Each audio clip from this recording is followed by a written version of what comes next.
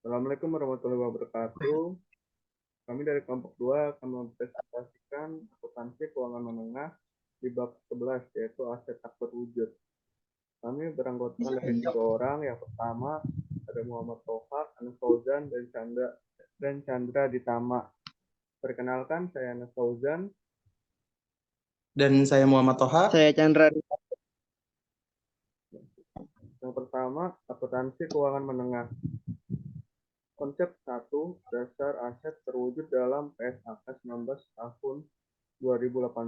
Paragraf 5 dikemukakan bahwa pengertian aset tak berwujud adalah aset non-moneter yang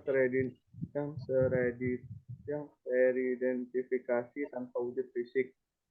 Pengertian aset tak berwujud mensyaratkan teridentifikasian sehingga dapat dibedakan. Dengan goodwill, suatu aset dikatakan teridentifikasi jika dapat dipisahkan, yaitu dapat dipisahkan atau dibedakan dari entitas dan dijual, dialihkan, dilisensikan, disewakan, atau ditukarkan, baik secara individu maupun bersama dengan kontrak terkait. Aset teridentifikasi, liabilitas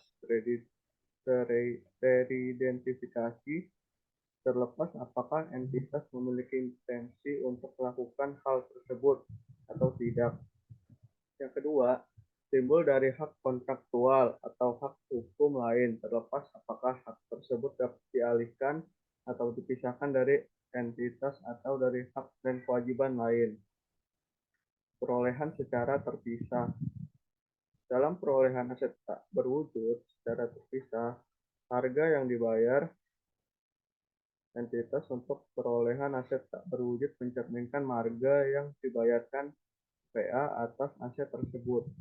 Selain itu, nilai perolehan dalam bentuk kasamu set moneter lainnya atas aset tak berwujud harus dapat diukur secara andal dalam PSAK 19 tahun 2018.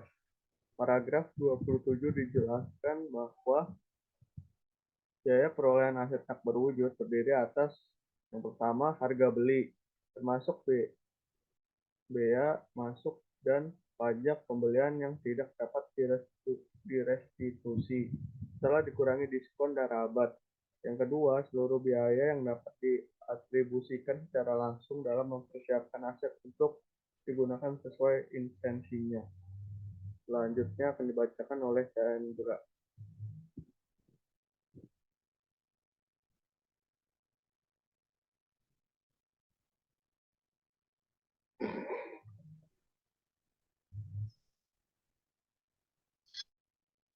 Akuisisi sebagai bagian dari dalam Pasal 22 tahun berpihak, pengakuisi mengakui secara terpisah dari goodwill aset tak berwujud yang dilalui kombinasi bisnis. Aset tak berwujud teridentifikasi jika memenuhi kriteria pemisahan atau kriteria hukum kontraktual. Biaya perolehan aset tak berwujud yang diperoleh melalui kombinasi bisnis menggunakan nilai wajar. Aset pada tanggal akuisisi, nilai wajar dari aset tak berwujud mencerminkan perkiraan pelakuan pasar pada tanggal akuisisi terkait probabilitas bahwa manfaat ekonomi di masa depan yang diperkirakan atas aset tersebut mengalir ke entitas. Pertukaran aset tak berwujud. Aset tak berwujud dapat diperoleh melalui pertukaran dengan aset moneter dan non moneter. Dalam hal tersebut, aset tak berwujud diperoleh melalui pertukaran non moneter. Biaya perolehan aset tak berwujud diukur dengan menggunakan nilai wajar. Penggunaan nilai wajar dalam pertukaran aset tidak diperbolehkan jika pertukaran tidak memiliki substansi komersial serta aset yang diterima dan diserahkan dapat diukur secara andaikan goodwill yang dihasilkan secara internal Pasal 19 tahun 2018 tentang aset tak berwujud tidak menjelaskan secara detail mengenai goodwill yang dihasilkan secara internal. Goodwill seperti ini merupakan pengeluaran untuk menghasilkan manfaat ekonomi di masa depan, tetapi pengeluaran tersebut tidak berakibat pada timbulnya aset tak berwujud yang dapat diakui. Selanjutnya akan dilanjutkan oleh Toha.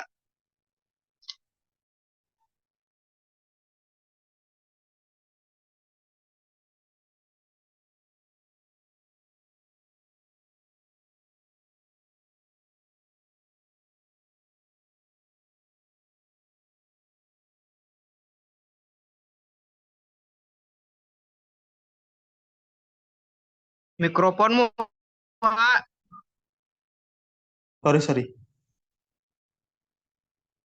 Pros and cons of fiscal policy. Aset tak berwujud yang dihasilkan secara internal mencakup penelitian dan pengembangan.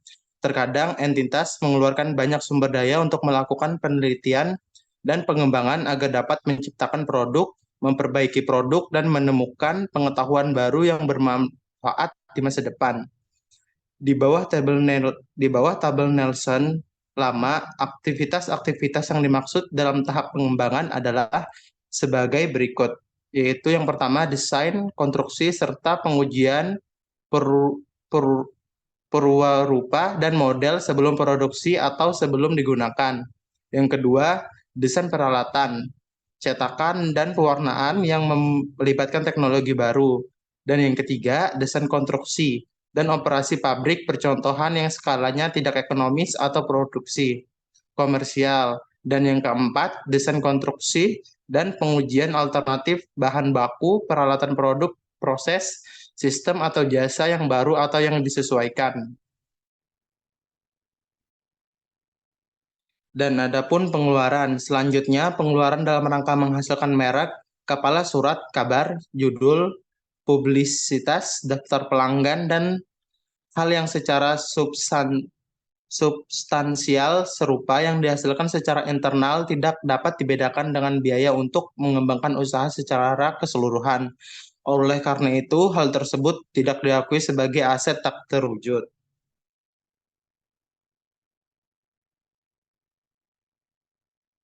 Adapun biaya aset tak berwujud.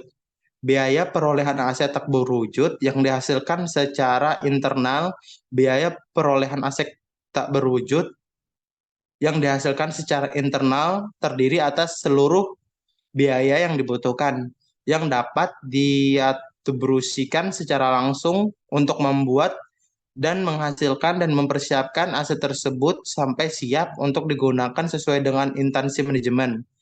Paragraf 66 dan 67 dalam PSAK 19 tahun 2018 memberikan contoh biaya-biaya yang dapat diatribusikan secara langsung sebagai berikut.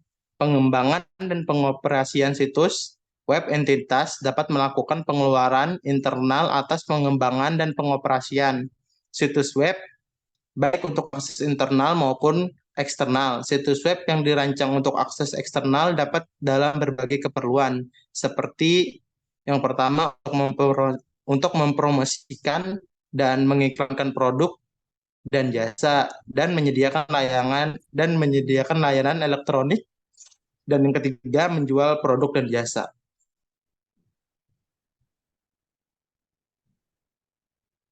Jadi sekian dari kelompok kami dari penjelasan tentang bab 11 dari akuntansi biaya. Kurang lebihnya mohon dimaafkan. Assalamualaikum warahmatullahi wabarakatuh. Terima kasih.